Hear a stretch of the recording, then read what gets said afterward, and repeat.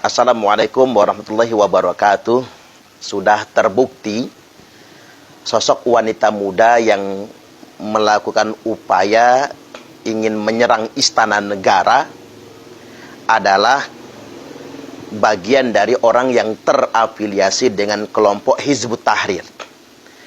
Dilacak jejak digitalnya oleh Badan Nasional Penanggulangan Terorisme atau BNPTRI, orang ini ada hubungan langsung maupun tidak langsung dengan organisasi terlarang Hizbut Tahrir Indonesia. Sejak awal ingin saya tegaskan bahwasanya Hizbut Tahrir ini sudah pantas dilarang, dikarenakan ideologinya saja sudah salah. Hizbut Tahrir ini secara terbuka dan terang-terangan mengharamkan demokrasi. Berarti memang dia tidak mengakui proses politik yang ada di negeri ini. Berikut juga dia mengharamkan produk demokrasi, termasuk mengharamkan sistem kenegaraan kita, yakni Negara Kesatuan Republik Indonesia. Orang-orang Hizbut Tahrir secara terang-terangan mengakui negara kita ini negara kufar, negara kafir. Sistem ini adalah sistem kafir dan harus diganti dengan sistem khilafah menurut konsep mereka. Ini kan sebetulnya ideologi bughah. Ini yang disebut dengan paham khawarij, yakni melawan negara, melawan pemerintah yang sah. Paham seperti ini tidak bisa berkembang di negara kita ini, karena negara kita merupakan negara kesepakatan. Para pejuang kita telah mengorbankan segalanya untuk mengusir penjajah Belanda, Jepang, dan penjajah yang lainnya. Dan kemudian kita sudah bersepakat dengan Negara Kesatuan Republik Indonesia. Lalu setelah sekian tahun kita merdeka, berusaha untuk menjadi negara mandiri dan besar, tiba-tiba muncul paham yang mengatasnamakan Islam, mengatasnamakan agama untuk merongrong negara ini, untuk mengganti sistem kenegaraan ini. Maka pantas kalau Hizbut Tahrir ini kita sebut dengan produk kolonialisme. Ini monster ciptaan. Ketika mereka masih kecil saja, mereka berani koar-koar. Apalagi kalau mereka banyak. Mungkin bisa jungkir balik negara ini. Kalau Hizbut Tahrir itu sudah semakin banyak. Nah tentunya, karena selama ini mereka bebas mengekspresikan dirinya. Mereka memanfaatkan demokrasi. Dan kemudian mereka bebas melakukan aksi. Ya, kerjaan orang Hizbut Tahrir kan aksi, demo, dan demo. Mereka memanfaatkan peluang-peluang demokrasi yang ada. Demokrasi yang mereka haramkan di satu sisi, tapi mereka manfaatkan di sisi yang lain. Meraih keuntungan dari iklim demokrasi yang ada. Nah sekarang mereka dibubarkan menjadi salah satu organisasi terlarang. Ini ibaratnya itu ngempet. Ibarat bisul itu tersembunyi. Maka muncul potensi radikalisme. Ini sangat potensial. Orang-orang ex-Hizbut Tahrir memendam rasa kebencian dan kedengkian, sehingganya bisa menyulut mereka untuk melakukan tindakan-tindakan yang sifatnya anarkis. Saya juga tidak setuju dengan gaya Cak Nun yang sekarang ini sudah punya kecenderungan membela kelompok-kelompok radikal ini. Cak Nun mengatakan tidak ada kelompok radikal tersebut. Coba kita ingin dengarkan sebentar. Jadi tidak ada radikalis di Indonesia, jangan percaya. Tidak ada, yang radikal itu pemerintah.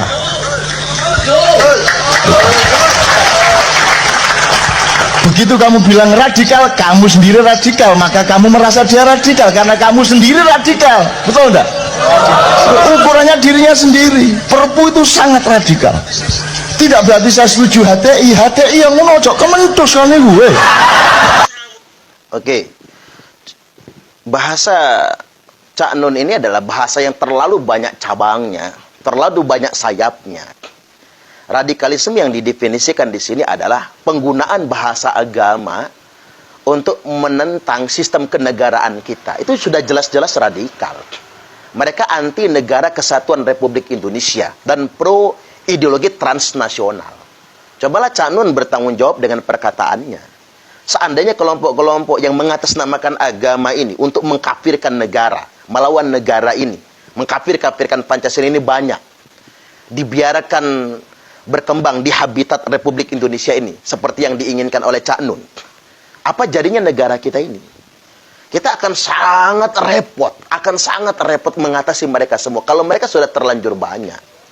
Cobalah kita bercermin bagaimana dengan kejadian di Timur Tengah. Saya ingin menegaskan bahwasanya radikalisme di Timur Tengah yang mengatasnamakan agama mengusung isu Al-Thawratul Arabiyah, kebangkitan dunia Arab atau kebangkitan Islam di Arab. Pada kenyataannya Arab tidak mengalami kebangkitan tapi kebangkrutan. Dan pada kenyataannya Islam di Arab tidak mengalami kejayaan dan kemajuan, tapi justru terjadi pemberontak-pemberontak baik milisi sipil maupun aksi-aksi massa yang mengatasnamakan agama untuk merongrong negaranya sendiri, yang mengatasnamakan agama untuk merongrong pemerintahnya sendiri. Kita ini sebetulnya sederhana. Kita ini bukan sedang menghadapi penjajah Belanda yang harus kita perangi. Kita tidak sedang menghadapi penjajah Jepang yang harus kita perangi. Tapi kita sedang berhadapan dengan negara kita sendiri. Negara yang kita bangun berdasarkan kesepakatan. Maka saya setuju bahwasanya aksi-aksi kelompok monster yang mengatasnamakan agama untuk merongrong negara dan anti pemerintah yang sah, mendelegitimasi pemerintah yang sah, ini bagian dari skenario neoliberalisme, penjajahan gaya baru. Di mana orang memanfaatkan kelompok-kelompok tertentu untuk memerangi negara lain atau setidaknya melemahkan negara lain. Ini yang disebut dengan proxy war, perang proksi. Memanfaatkan proksi ideologi. Jadi kelompok-kelompok radikal, kelompok-kelompok yang sangat ideologis mengatasnamakan agama ini sengaja dipelihara, didanai dan dibesarkan oleh kelompok neoliberalisme untuk melemahkan negara-negara berkembang, termasuk negara-negara muslim, termasuk di Indonesia Raya tercinta ini. Jadi saya cuma ingin mengingatkan pada konten kali ini, waspada, radikalisme telah menyusup kemana-mana, terutama untuk generasi muda. Generasi muda, para mahasiswa, hati-hati dengan cuci otak, brainwashing. Ini buktinya, sosok wanita muda menggunakan hijab yang baik, tapi radikal, berusaha untuk menyerang istana negara. Terjadi karena inilah brainwash. Ini proses cuci otak yang mengatasnamakan agama. Orang awam paling gampang dimanipulasi menggunakan bahasa agama. Maka dari itu, bukan hanya di lingkungan kampus, di lingkungan generasi muda yang harus kita waspadai, saya juga perlu memberikan warning di kampung-kampung, jangan sampai ada paham-paham seperti ini dibiarkan berkembang. Tokoh masyarakat yang ada di kampung, tokoh agama, para ustadz-ustadz lokal, kepala desa, kepala kampung, pemuka agama setempat, babinsa, babin kamtipmas harus bersinergi untuk mengantisipasi masuknya paham-paham yang tidak benar ini ke kampung-kampung.